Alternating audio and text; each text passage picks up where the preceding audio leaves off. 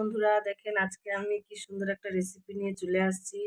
তাই আমি এখানে হাফটা ফুলকপি কেটে ধুয়ে নিয়েছি সিম, গাজর, দুটো আলু, দুটো টমেটো।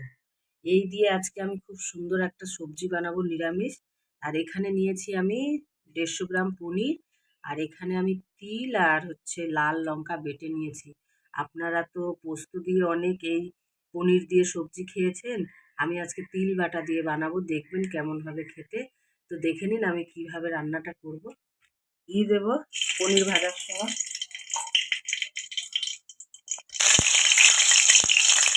পনিরে আমি একটু লবণ মেখিয়ে নিয়েছি।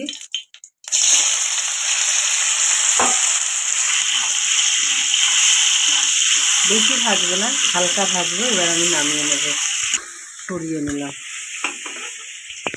এর মধ্যে একটু আমি তেল দেব। আমি কোনো ফোড়ন দেব না, ওই তেলের মধ্যে আমি আলু দিয়ে দিব। এক এক করে আমি সবজিগুলো দিয়ে দিব, দিয়ে ভেজে নেব। এগুলো আমি সুন্দর করে ভেজে নেব। তিনটা আমি পরে দেব। সুন্দর করে এটা নেড়ে চেড়ে ভেজে নেব। এবার লবণ হলুদ দিয়ে দেবো আমি।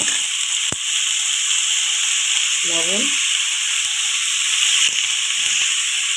এবার সুন্দর করে নেড়ে চেড়ে ভেজে নিয়ে এবার আমি সিমটা দিয়ে দিব। কারণ আলু, গাজর আর ফুলকপি একটু হার্ড, ওটা আগে ভেজে নেব। সিমটা একটু নরম, ওটা পরে একটু ভেজে নেব। দেখেন অনেকটা ভাজা হয়ে গেছে। এবার আমি দিয়ে দেবো টমেটোটা। দুটো টমেটো দিয়েছি এখানে।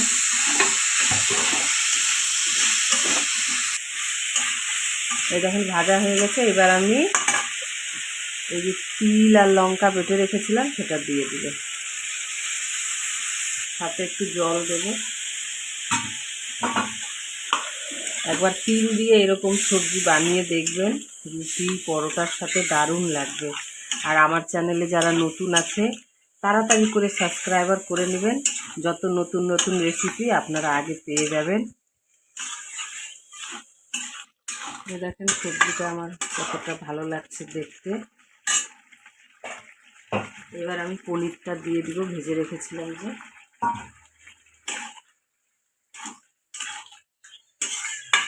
আর 2 থেকে 3 মিনিট একটু কষাবো, তারপরে নামিয়ে নেব। এখন আমার নিরামিষ তরকারি পনির দিয়ে কমপ্লিট। একটু গরম মশলা উপর থেকে দিয়ে দেব।